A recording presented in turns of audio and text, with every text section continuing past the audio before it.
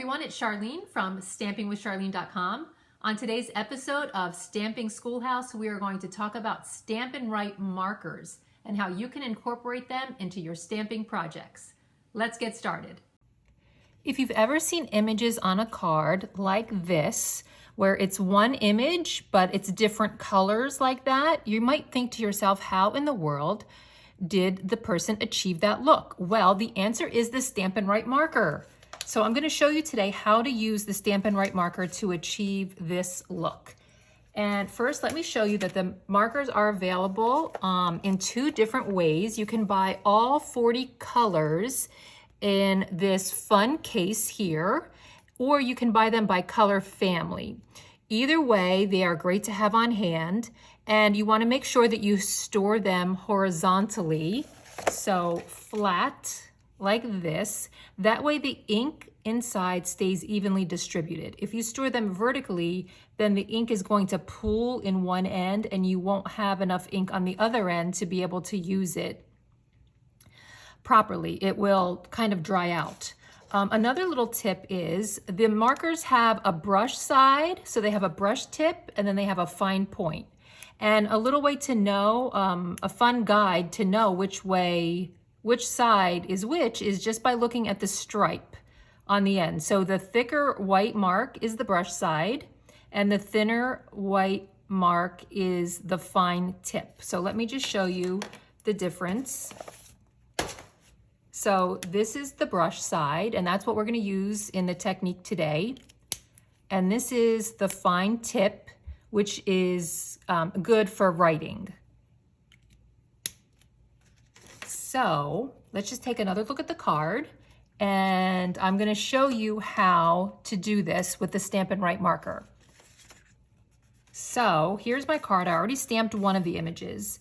And to show you how to do this, I am using this stamp from the Corner Bouquet stamp set, which is part of Celebration 2021. And what you want to do is, I'm using 3 different colors: Flirty Flamingo, Daffodil Delight, and Pear Pizzazz. So if you look at the image, there are leaves, there's these little dots, and then there's the flowers. So all you want to do is take your marker, take the brush tip end, and I'm going to look at my image, and wherever there's a leaf, I am just going to paint the brush tip.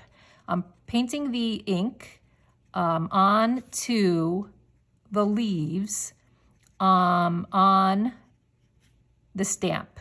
So I'm just looking in the light and finding where all of the stems and the leaves are, and I am just going to go in there and brush the ink onto those parts of the image.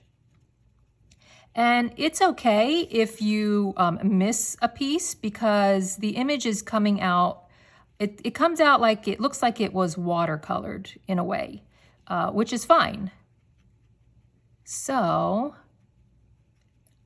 okay, so now I have all the green done. Now don't worry about it drying out, because I'm going to show you what you do next.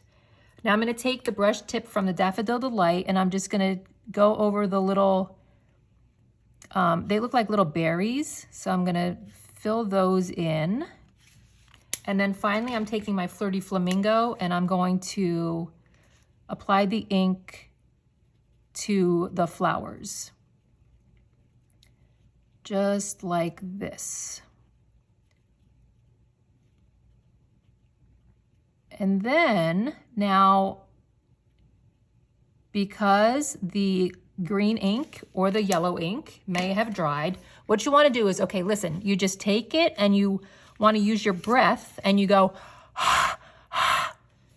and heat it up with your breath. Your breath actually reactivates the ink and makes it wet. And then you just stamp it on your cardstock just like that. See how easy that was? So now there's another way to use the Stampin' Write marker, and that is on the words. You see how I have the pink hello and then the green fabulous. So it's the same thing. They aren't 2 different stamps. It's one stamp. So the way to do that is the same way. I'm just going to take my Flirty Flamingo and color in the hello with the brush tip. And now this is a clear stamp, so it's kind of more difficult to see if I actually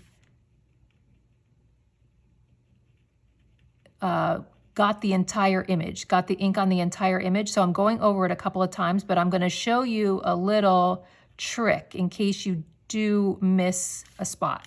Now I'm going to do the same thing. I'm going to use my breath to activate the ink again, and then I'm just going to stamp it down. And there you go. So now, it didn't really happen on this one, but I want to just give you another little tip because it has a fine point on it. If you look at there, let's just say like this little S, I'm missing a little bit of ink. I can just take the fine tip and I can just sort of fill it in and it fills in the little areas that you may have missed. But that's not really a problem on that one because I took my time and filled in the, I went over it a couple of times. So if you do that, you shouldn't have a problem. And here is the finished card. I just tied some braided linen trim around the top, and then I used some of these self-adhesive sequins from the Artistry Blooms backed sequins. And that's all there is to using the Stampin' Write markers. I hope you enjoyed today's episode of Stamping Schoolhouse. Be sure to subscribe to my channel and hit the little bell icon so you can receive an alert whenever I upload a new video so you won't miss out on any new information. Thanks for watching and have a great day.